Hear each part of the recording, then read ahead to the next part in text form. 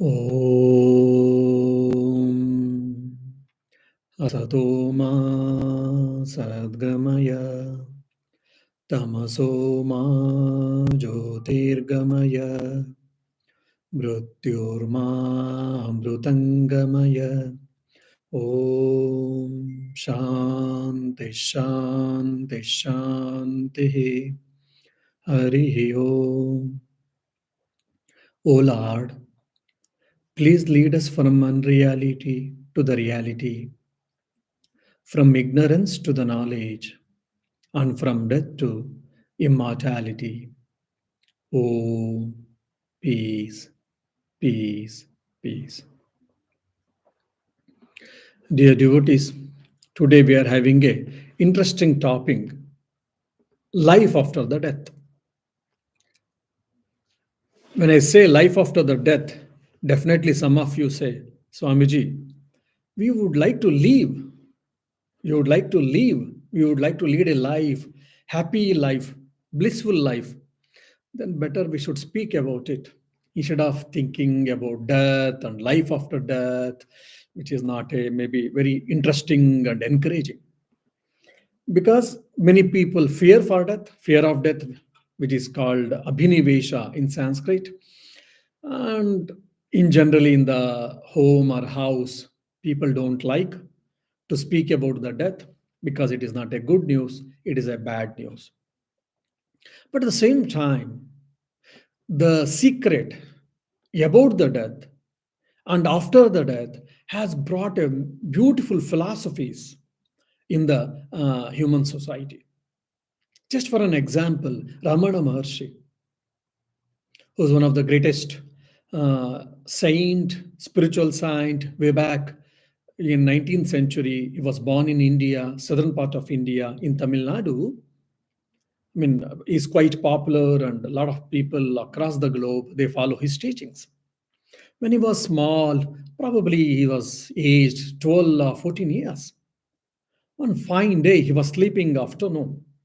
In the noon, he had a terrible experience. I mean, for others, it is terrible experience. For him, he had an experience of death. So he had an experience of death. He never became panic, unlike others. Rather, he started thinking, so death can come and embrace me at any time. And if death comes and embraces me, then I'll be no more. Then what is this death at all? So if I am no more, then what I am, for what I am struggling, for what I am suffering, these questions started haunting him. This made him to leave the place, leave his hometown, and slowly he went to Tiruvannamalai. There's a beautiful Shiva temple. Behind the Shiva temple, there is a mountain, small hillock. There he went to one of the cave. He sat in the cave and he started contemplating seriously, deeply, who am I? If there is a death for me, so will I survive after death? If I survive after death, will I survive? No. Okay. If I survive, in what form I will survive? What will happen to me? Where I will go? What I will do? All these questions started thinking. I mean, it made him to think deeply.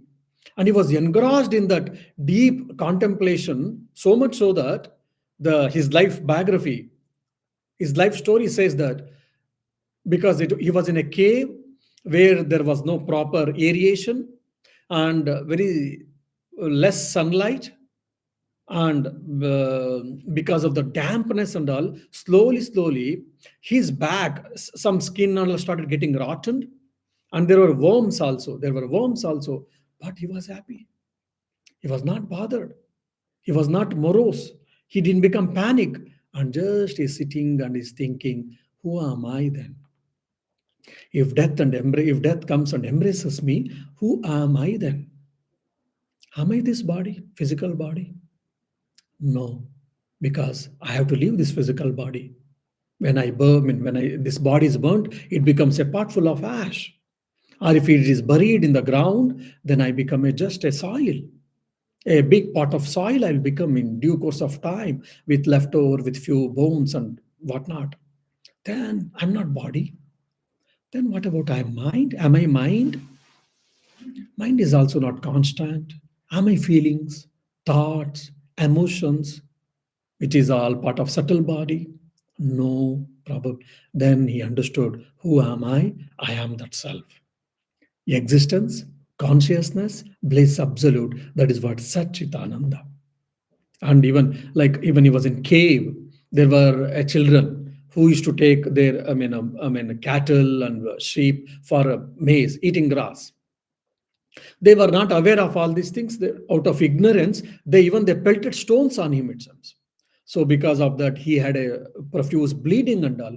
But he was unaltered.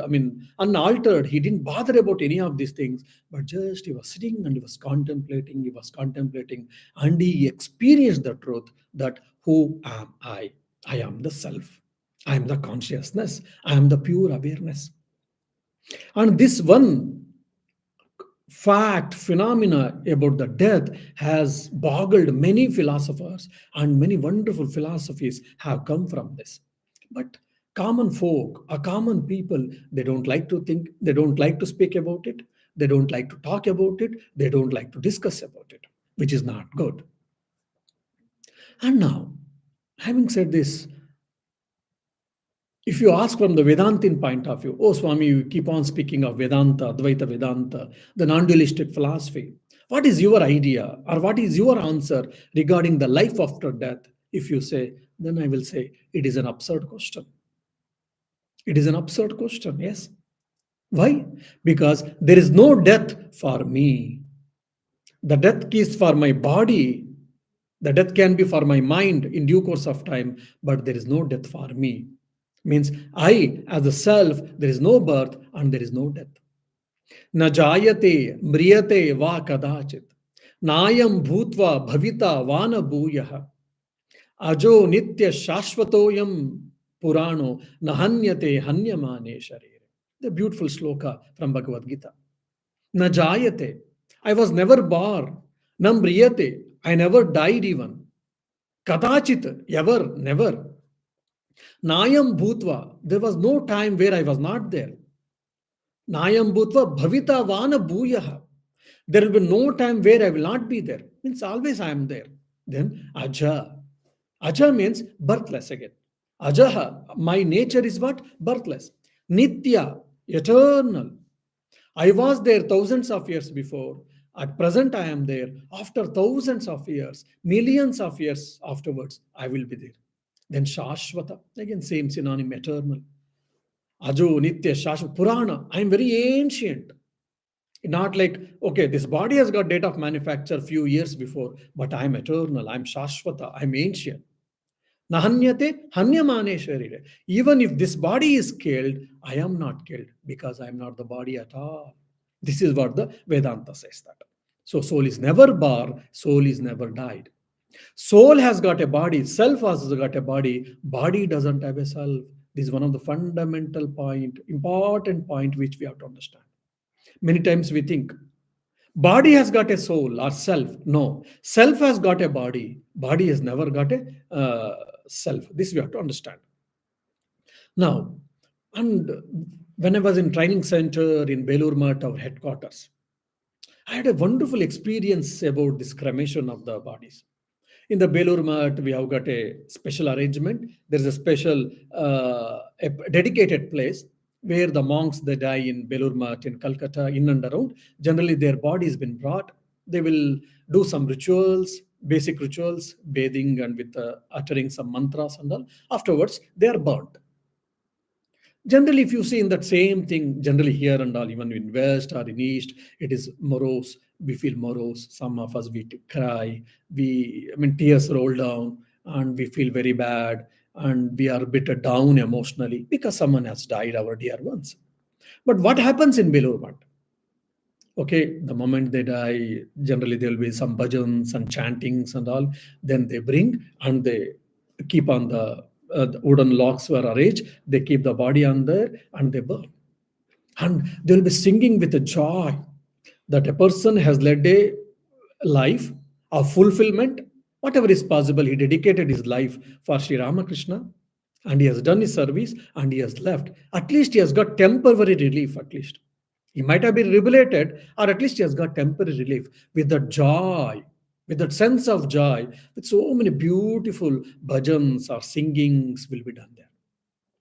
And no monk will be morose because one of our brother monk or our dear ones has left.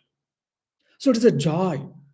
There, when I saw this first time, I was really mesmerized. I was moved by that. And I thought and I prayed to Sri Ramakrishna, oh Sri Ramakrishna, if you can fulfill my prayer, please fulfill my wish that if I die, I should die in Belurvanda. Why? So joy to see that all monks, they burn the body, and though I'm not the body, but it is a experience of joy. Now, there are some people like this who can see the death, and there are the other side is who cry, who feel that we have lost a such and such a person, and there are some people who are neutral about it, neither crying nor happy or joy. So, what is this? Obviously, all these things. The moment when you understand or when you think that you as a body, then only all this problem comes. When a person died, means what? Means he has ended the life has come to end, means what? The subtle body has left the physical body, even the soul has not left the physical body. Many people ask, Swamiji, when a person dies, where the soul goes, where the self goes, how does it travel, where does the self stay, either in this world or in the above worlds, where does it stay? All such questions we ask. This problem is, you know why? Because we take self as an object. Self is never an object, self is a subject. It is a pure awareness, it is a pure consciousness. And it is all pervasive. When the self is all pervasive, when it is not bound by time and space, this body is bound by time and space. When I'm in Dublin 15, I cannot be in Limerick, I cannot be in Cork, I cannot be in Asia, because this body is an object, it is bound by time and space, whereas the subject I is a subject and it is all pervasive. When it is all pervasive, then there is no place where it is not there, and how it can travel? It cannot travel at all. Then the immediate question can come for all of you, that means in the dead body, does self stay? Is self is there in this dead body? Yes. Then why it is called dead body? Or why it has become cold? Why it gets rotten? Why? Because there the reflecting medium called Sukshma Sharira, subtle body, doesn't exist. Reflecting medium doesn't exist in the physical body. That's why we say he is a dead person. Now, some very interesting, I mean, uh, views from different civilizations I would like to place in front of you. Persians, which is one of the ancient civilization, and Zoroastrianism, we say, unfortunately, it is no more now, which was in Iran, and some of them, when their country was invaded by Muslims and all, some of them they came to India and they are there in a minority status, but otherwise it has been completely wiped off this Zoroastrianism. This is basically Persians. And his Persians also had a wonderful concept about the life after death, I mean to say. So a person dies, a person departs, then what happens? After 3 days, the soul or the self comes out from the physical body itself. And afterwards, it goes to heaven and it stays in the heaven or maybe hell based on his actions, his or her actions. The same idea, philosophy, has been taken by Hebrews, which is Jew religion, and same thing it has been also reflected in the Islam and Christianity also. So after the death, when you burn, that's the reason they take care of the body so much. They put in a inside casket, they close it nicely, and they bury. Why? Because the physical body has to be proper, so that inside the body is there, the self soul is there. After 3 days, it will get up and it will go to heaven or hell, and finally the judgment, purgatory, all these things. Christian concepts is based on this. And Egyptians. In Egypt, the philosophy is why they built a big mummies. They found out a wonderful science how to, take care of the body, physical body for long time, 500,000, 5,000 years. How? Or why? Because they had a philosophy or belief that we have got two bodies. One is this physical body, the other is called subtle body or mind or self. Basically, the self is the shadow of this physical body. And so their belief is till this physical body is intact, if it is not damaged, if it is not shattered, destroyed, then the self is intact. So then what they tried? So they tried their best. They found out the techniques by which they will try to preserve this physical body so that the self or the soul is taken care. And the self or soul will go to the upper worlds, above worlds, and in the heaven or in the God's paradise, they will say. And Hebrews, if you see in the Jew religion, they really didn't bother about the death much actually. Though they took the idea from the Persians, they only they believed that okay, God created us beings, and God breathed the life or the soul through our nostrils. And when I die means what? God is the Jehovah, God is taking the breath through the life or the soul or the self from these both nostrils, and it goes back to him or it gets merged. So the breath, he has breathed into the being and he takes back the breath, or the breath goes and merges in the Jehovah. That's all they wanted. And when it comes to science, it's also very interesting. There is a materialistic philosophy, Charvakas in Indian philosophy, we say, agnostics, atheists, they all say that whatever you see, perceive from your five sense organs of action, knowledge, that is Gnanendriya, and Manas, mind, that is the only true. So, whatever we perceive this physical universe and this body and mind, experienceable, so that's only true. So, there is no consciousness at all. There is no eternal consciousness. There is no eternal self. And nothing survives after death at all. So, what is the corollary of this philosophy? Enjoy your life, whether by cheating or by in a right way, wrong way. Even if you want, you can use your credit card and you spend your life in merrymaking and enjoy your life and die. Because once you die, this body will be put into the ground and it becomes a pot full of mud or soil. That's it. You are no more. So for them, life after death is nothing. Very interestingly, yesterday, if you remember my class on Gnana Yoga, where we are discussing based on Katopanishad, there the Katopanishad, 6 or 7 years boy, Nachiketa, he asked the Yama as a third boon that some people say something survives after death. Others say nothing survives after death. O Lord of Death, Yama, please can you tell me? That's a beautiful question raised. Yama indirectly discusses about the self and other things. Now, when you know that you are a self, then self never travels, self never comes and goes, it no birth and no death, and no above worlds and all these things. But in spite of that, in the Abrahamic religions and in the Hindu religion also, there is a concept of the discussion, and there's a lot of, details has been given, laid out, life after death. What are these things? Let us try to understand.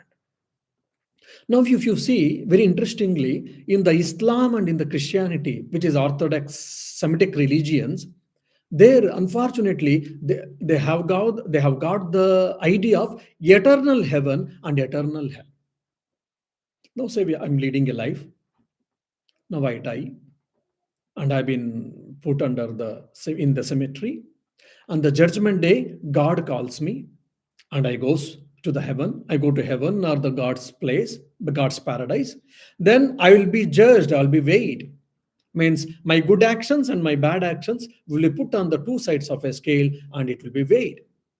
So if good is more, my ethics and my rightful actions, good actions, charity, all righteous actions are more, then I am sent to heaven. So it's eternal heaven.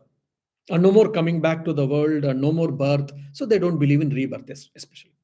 And say when the God weighed, then my sinful actions, my evil actions, wrongful actions are more. Then I have been I have been thrown to eternal hell.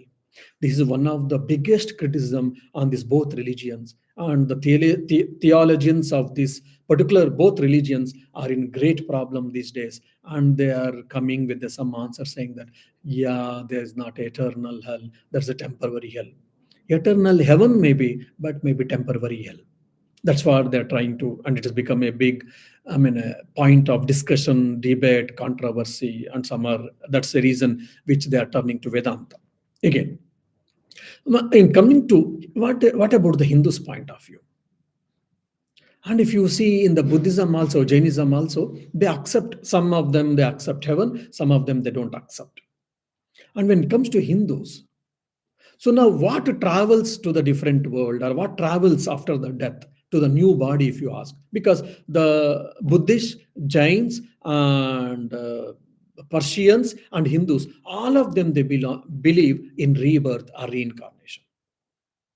Whereas Islam, Christianity, and Jews, they don't believe in rebirth. Now, so if I'm taking a new birth, then does soul travel to the new birth, from the old life to new life, or from old body, from dead body to new body? No. So the Hindus say, the Vedas say, the Rishis have said that the subtle body, the reflecting medium, which we call, that only travels.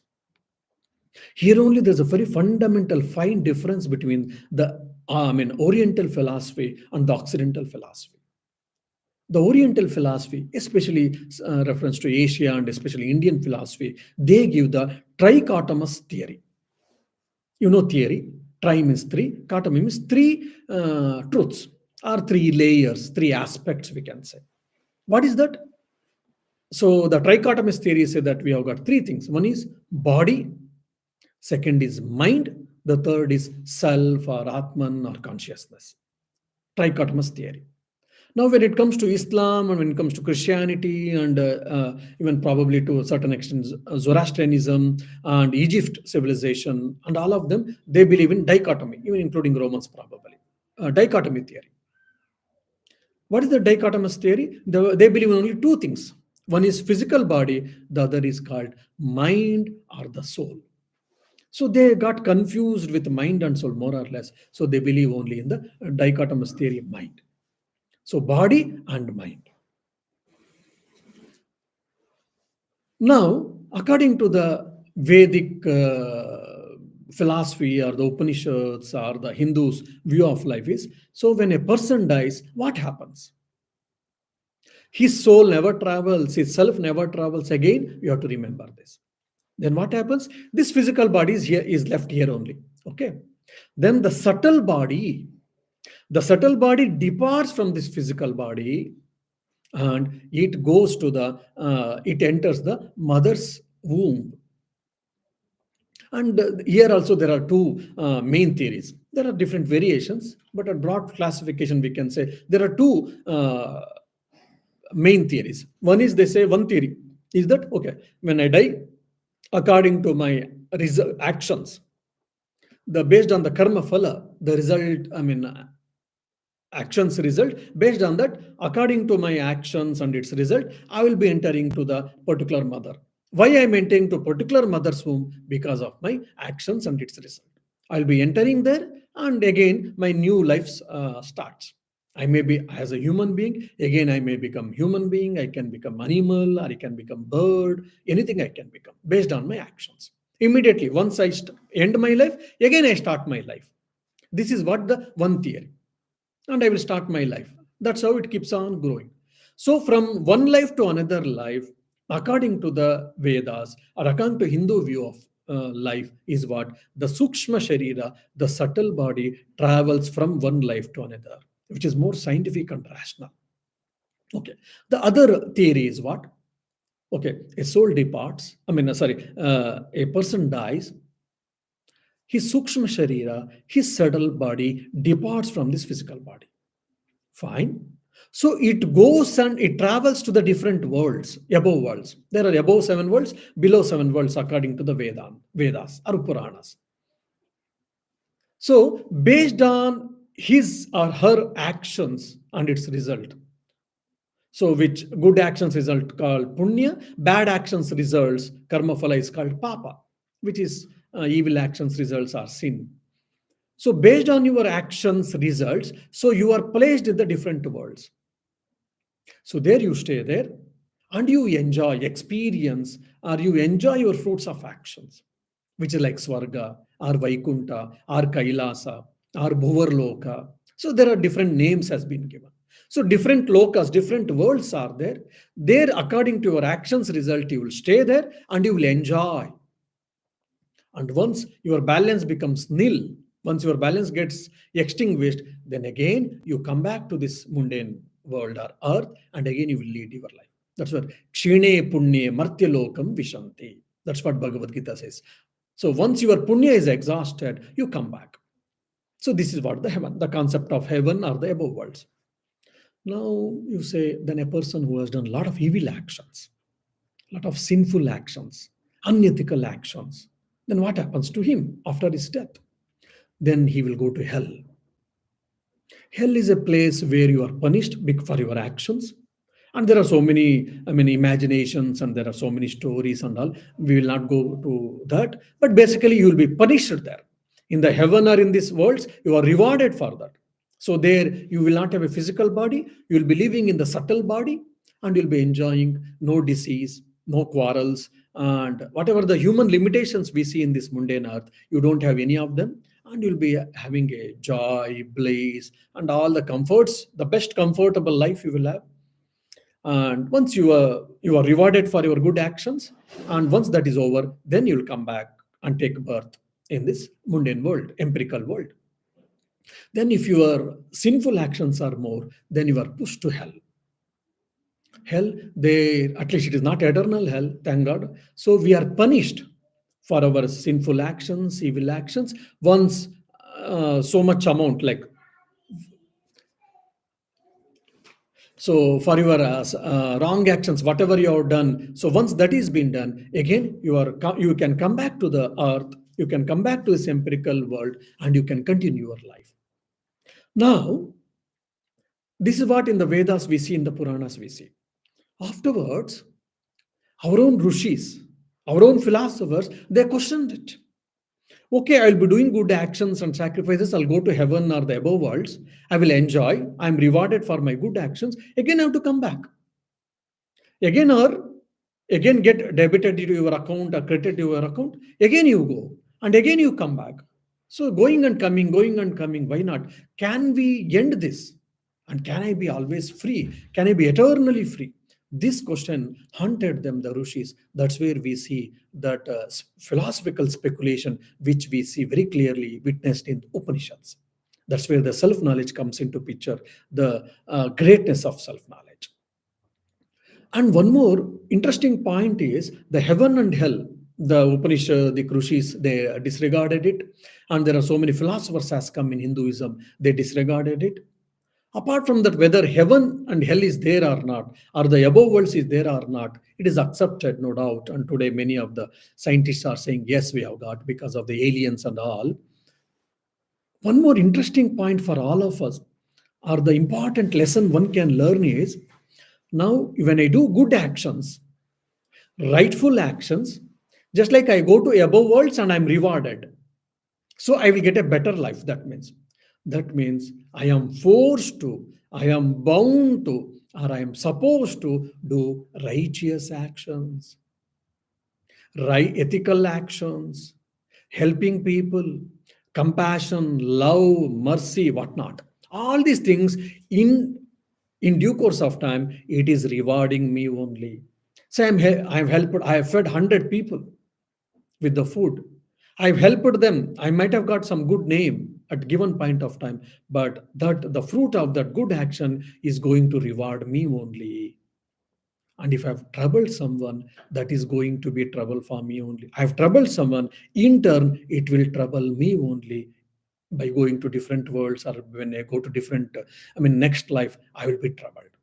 So I am, though the choice is being given, good and bad action. I can perform good action, I can perform bad action or evil action, but the result is to be borne by me, experienced by me. That means I have to be responsible for my actions. So the concept of heaven and hell will come. It is a beautiful concept for all of us. So when we are instinctful, or sometimes because of some desires, because of the weakness of our own nature, sometimes we are prone to, we are pushed to, we are pulled to do some wrong actions. Then we can think of heaven and hell. Oh, if I go to hell, they will make me to sit in the fire. It seems on the fire. I will be put in the hot boiling water, a boiling oil.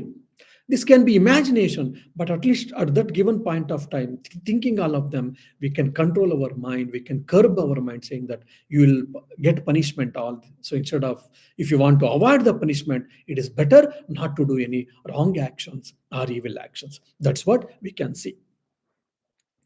Then, so basically, it guides, it regulates our mind, it guides and it regulates our desires and our actions. So, and about to rebirth, why should we believe? Okay, after death, the subtle body travels from one body to another. So, self never travels, that you have understood. And the beautiful idea has been given by Bhagavad Gita pertaining to this. Vasansi jirnani yatha vihaya navani grunhati naroparani tata sharirani vihaya jirnan anyani sayyati navani dehi. Now I am wearing this cloth, this garment. Now slowly I am using from probably 2 years, and 1 or 2 more years I may use. Then it becomes fragile, it becomes old. Then what will I do? I will get away from this, I will throw this, and I will wear a new cloth. So similarly, the embodied soul or the embodied self wears the new garment called the physical body. Once, after some years, once it becomes old, it becomes fragile, it becomes weak.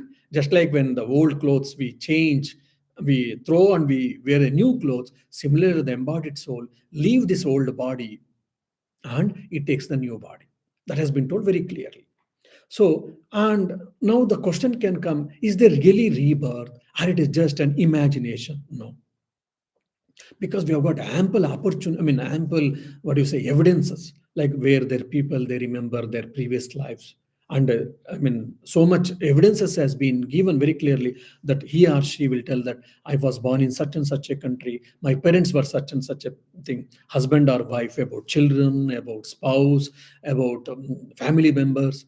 So it has been cross verified, and when they go their particular place, and when they cross verify, yes, is in different country totally, in different society and all, but still whatever this person gave the details about the family or about previous birth, everything was verified and everything was correct, I mean checked, and it was proved, yes.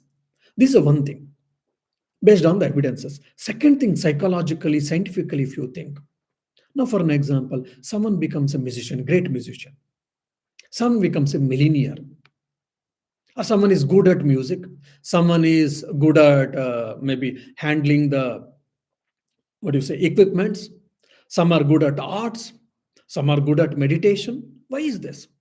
Sometimes that's what the problem of evil comes into picture here, and say how God is not partial, god is not impartial, we say. Why? Because someone is a wealthy person, someone is born in a wealthy family, someone is born in a poor family, someone is intelligent and someone is dull headed.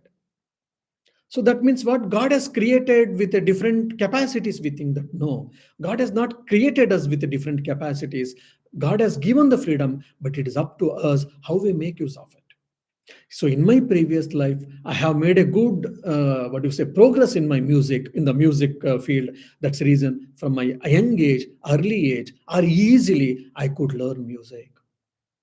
Say, for an example, we 8 to 10 friends in our college days or school days, we all wanted to become a monks. We all tried, we practiced meditation, we followed a monk's guidance, and we read the life of Holy Trio and all. Then, among them, slowly, 2 or 3 were very serious, and we 3 joined in different part of time. And one, just in 3 days, he left.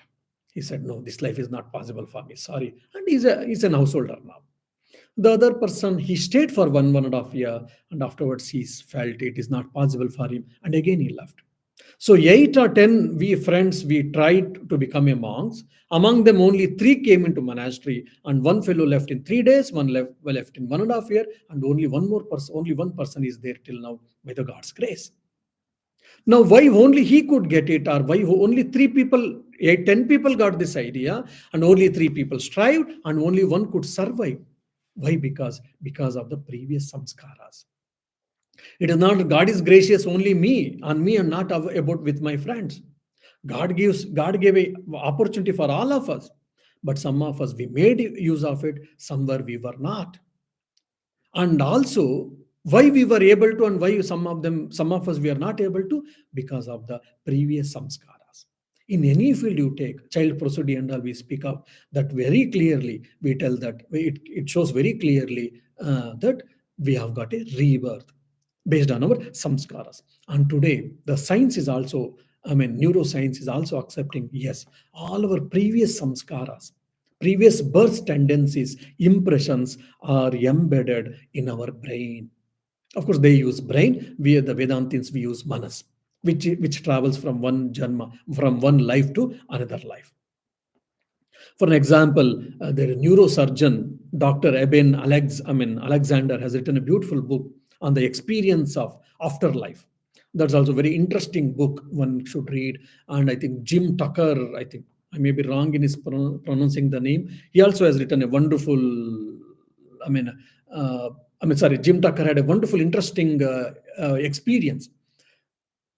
I mean, he was born in different country, probably US or whatever. So basically, after some time, suddenly he remembers his previous life.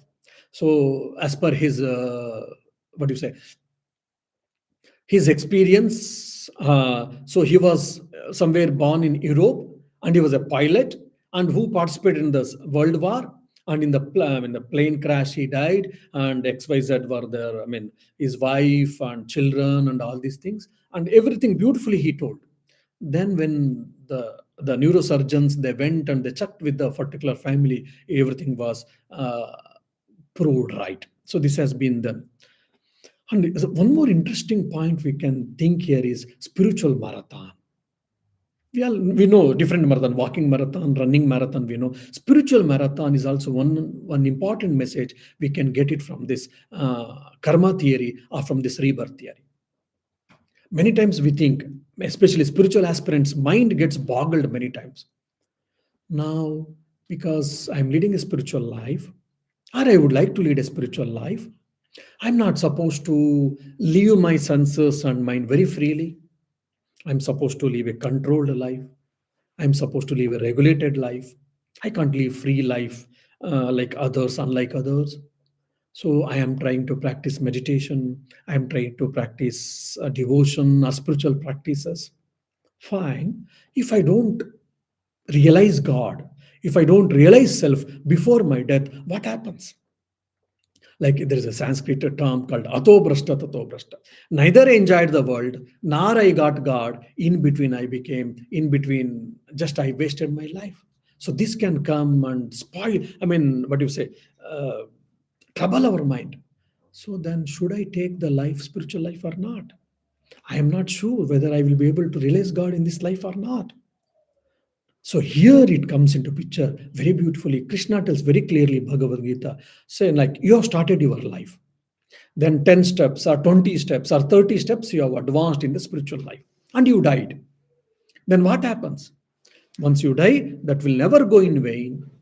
Again, according to your spiritual practices, will take birth in a particular family which is conducive to your spiritual life, or in the atmosphere you were taken birth, which is conducive to your spiritual life. And again, you will start from the 31st step or 32nd step. This is called spiritual marathon. So, based on this life after death and karma theory and the rebirth, what is one of the important corollary we can get it is what spiritual marathon. So I am practicing in this life, if at all, if I don't realize God, if I don't experience who am I, never mind. Even in between, if I die, so in my next life, I can continue my spiritual journey. That looks very simple, but that can give us a tremendous confidence, tremendous solace for us. Oh my God, okay. So after death, before death, even if I don't realize if at all, then at least in the next life, I can continue my spiritual journey. That's why all of our with spiritual aspirants, we are in some different, some has, I mean, taken 100 meters covered, someone has given covered 200 meters, someone has covered 1 kilometer, someone might have covered 10 kilometers, and few more kilometers is there for him or her. So that is where very important thing. The spiritual marathon is very interesting point, which I was thinking about the life after death and the reincarnation or the rebirth, which came to my mind. And in Bhagavad Gita, in the 8th chapter, very clearly how, the people who dies in the Uttarayana, in the where the sun is traveling in the northern hemisphere, when you die, what you will go to Brahmaloka and you will never take birth, especially yogis, I mean to say. Or if you die in Dakshinayana, then you will go through Chandraloka in the lunar sphere, and again you will take a birth in a devotee's house, or in a great spiritual oriented people's family's house. You will take birth, and again you will continue your life. That's what Shri Krishna says. So when you hear all these things, what happens? So the rebirth is very true and very real. And so then, what is about the journey after death? That's what I said. Either you will go to heaven or you will go to hell based on your actions and its results. So that means if you have done good actions, you will go to heaven, and if you have done bad actions, you will go to hell. But at least, according to the Upanishadic, Vedas and our Puranas, Hindu mythology, the heaven and hell, it is not at all eternal. So that means there is a scope of improvement. Okay, now I am doing good thing, so I went to heaven, so I've been rewarded for my good work, so I've been encouraged to do more and more good actions. Okay, by some knowingly, unknowingly, consciously or unconsciously, willingly or unwillingly, I have done some wrong actions, bad actions, unethical actions. Okay, I have been punished.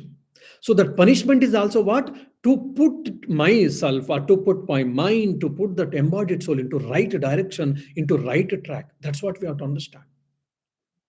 So, okay, I've done some mistake, I've been punished.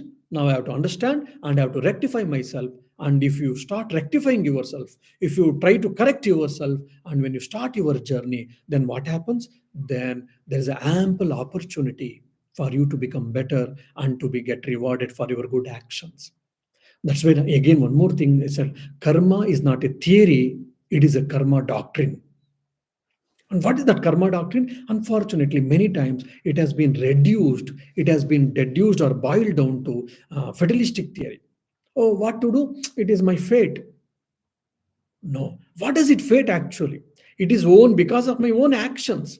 Fine. So if I have done good actions, that is the result. That is called adharushta or luck. If I have done bad actions in this life or previous life, that means what? Ill luck or duradrushta, we say. That means what? The karma doctrine is the science of infinite possibilities. That's what Swami Vivekananda says in a layman's language. Whatever today I am, that is the result of my previous actions. So whatever I do now, that will decide my future.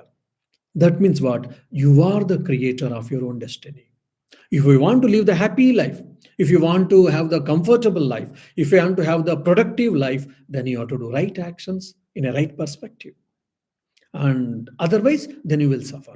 So that's where I say happiness is a deliberate choice. We have to make it. You have to suffer for that. You have to struggle for that, never mind, but you have to make it a deliberate choice. So the karma theory is not the fatalistic theory, it is the science of infinite possibilities. The more and more I meditate, the more and more I get a peace. Oh, meditation is difficult, Swamiji. Better not. Okay, better luck for you. Whatever it comes in the life, the emotional reactions, you'll be more reactive, and the peace can be lesser, I mean to say. Not for everyone, but in generally. So the more and more you work positively, constructively towards the manifesting the consciousness, then you are rewarded for that, then you'll be a free person. So this life and death is the converse and obverse of the coin. That's what Swami Vivekananda says. So the birth and death is only for this physical body and subtle body, not for the soul. Then about going to heaven and hell and taking different births and etc. etc. It is only for your mind or for your subtle body, not for you. Now, all these things is only intellectual knowledge for us. The moment when it becomes a matter of experience, then that is called moksha, mukti, kaivalya, or nirvana. The moment we experience this, then we are a free person. Then when we die, what happens? The physical body is left here, the subtle body gets merged in the cosmic body, cosmic self, or cosmic body, which is called Hiranyagarbha or Ishvara. So this individual body is merged in that self, a cosmic body. Then there is no reflecting medium. So then there is no question of individuality, sense of individuality. That is what called nirvana or moksha or mukti. So all our struggle is what? To reach that nirvana, mukti, means experiencing oneself. Knowingly or unknowingly, consciously or unconsciously, we are traveling that side. The more and more you know, it is better, and your progress will be quicker. So the may the Lord bless all of us, and with that hope, we shall try to lead our lives so that we shall experience our real nature, and we shall be free from this life and death circle or cycle, and let us have a win over this fear of death, which is called abhinivesha, greatest fear for all of us. Om Shanti Shanti Shanti. Harihi Om Tat Sat. Shri Rama Krishna Arpanamastu.